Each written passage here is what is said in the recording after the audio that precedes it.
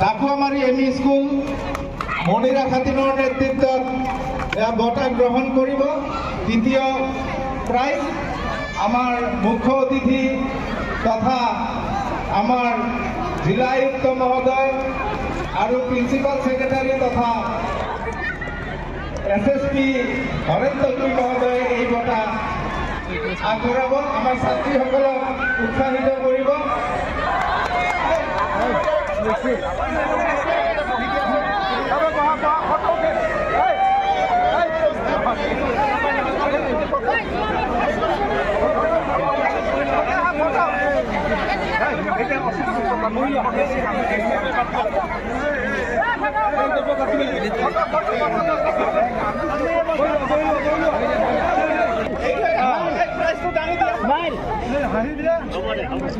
ইয়াৰ পিছতে আমি দ্বিতীয় স্থানৰ ঘোষণা কৰিবলৈ লৈছো।